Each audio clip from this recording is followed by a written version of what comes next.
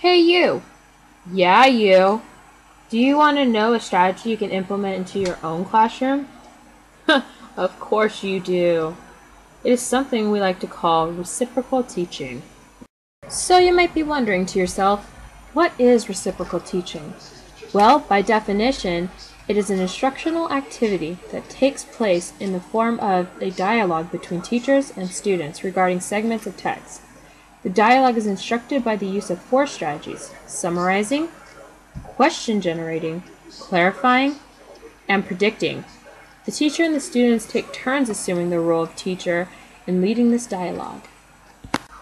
To make this a successful strategy, you need the following: a summarizer, a questioner, a clarifier, a predictor, and let's not forget that text that you'll be reading. With these 5 components, you are ready to implement this strategy in your own classroom. Now that I see how excited you are and ready to dive into this strategy, now you need to know what each student's responsibilities are, right? Well, let's start with the summarizer.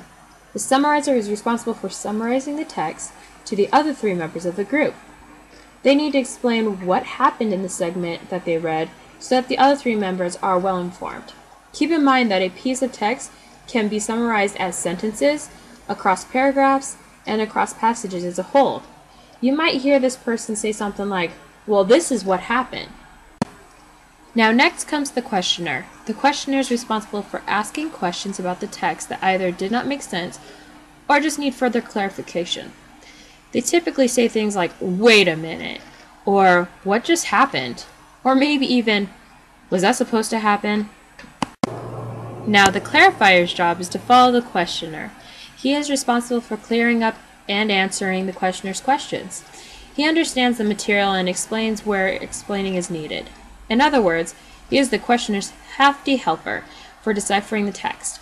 He makes statements like, "This is what they meant," or "This is why."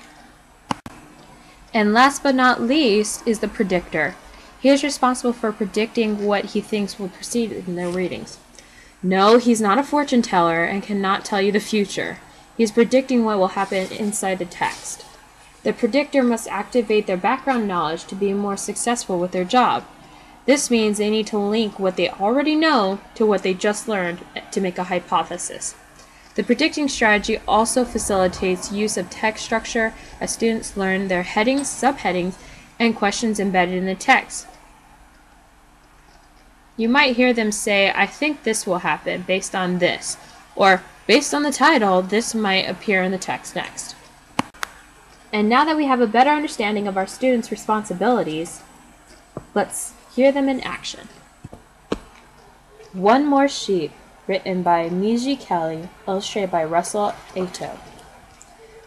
On a wild, windy night, in a fierce thunderstorm, Sam brought home his sheep and tucked them up warm. Woolly socks on their feet, woolly hats on their heads.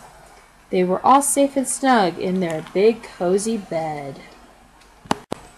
Now Sam owned 10 sheep, and he had to be sure that he brought them all in from the wet, windy moor, where the hungry wolf growls and the hungry wolf prowls, and on wild, windy nights the hungry wolf howls. Sam just had to know they were all safe in bed, and the one way to know was by counting each mutton head. He counted out loud. 1, 2, 3, 4. That's as far as he got before he started to snore. Now let's hear what our summarizer, questioner, clarifier, and predictor have to say. So what happened was Sam has 10 sheep, and he brought them all inside because there was a storm outside.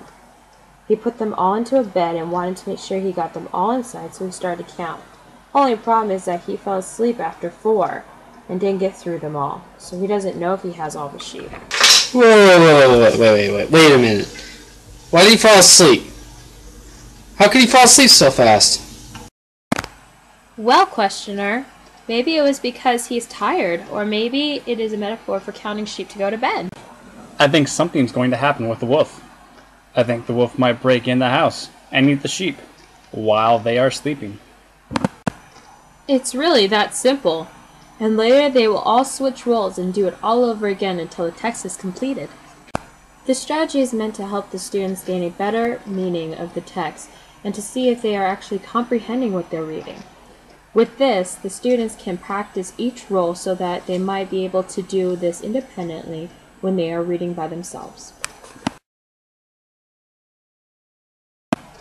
Do you find relevance in practicing this strategy? Why? I do find relevance in practicing this technique because it assists with not only the ELL students, but also with our literature strugglers. By sharing responsibility of all the characteristics of reading, it makes it easier for students to digest the text at hand. You know the saying, you can't eat an elephant in one bite, only piece by piece? Well, this concept is exactly the same thing. When it comes to our ELL students and our lower level beginner readers, it's hard to try to decipher text all at once. How are you going to use these skills and/or information in the classroom? This technique can be used in any classroom with any content, especially literature. You can implement reciprocal teaching in math, reading, social studies, and science. For my level I plan on teaching, which is first grade, I would split the classroom into 4 groups for the summarizers, the questioners, the predictors, and the clarifiers. This would really assist the ELL students by listening to others in their group and understanding the roles that maybe were not communicated to their understanding. I do not expect my students to be able to fulfill their role by themselves, which is why I'm going to have them in groups to practice with one another. So what will happen if you do not use these skills or information that you've learned about reciprocal teaching? Well, my biggest concern would be that the students become dependent on their teacher's think aloud process and not develop their own source of thinking. I am also worried that the comprehension with reading will not grow for the students and will only hinder their ability to learn.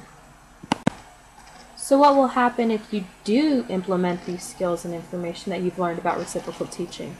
Well, if reciprocal teaching is implemented in the classroom, students will learn deeper thinking skills and grasp a better understanding of deciphering text, whether it be a paragraph, a chapter, or an entire book. This strategy assists with bringing meaning to the text for students so they're not just words. I mean, it won't hurt if you use it, but it might hurt if you don't. Based on my personal and professional experience with reciprocal teaching, I'm still just a student. I'm sure that I've used this strategy in my classes, just in different forms, and didn't know what it was called. Typically, though, in high school, I was always doing all 4 positions, not just one, with a worksheet. I'm guessing that's because at this time, I had all those skills to do all 4 of those by myself naturally. It wasn't until I got into Professor Graziano's class that I was taught this strategy firsthand in a professional manner. In his class, I was the questioner in a paragraph we were reading in class. It helped me realize the value of this strategy and the many ways it can be used in all content areas. Since I am still a student, I have not experienced teaching it, but I cannot wait to do so and put my own personal twist on it to make it even more fun and memorable in my own classroom environment. Well, I hope you learned a lot about reciprocal teaching and how it can be used. Now you go out there and you give it a try for yourself.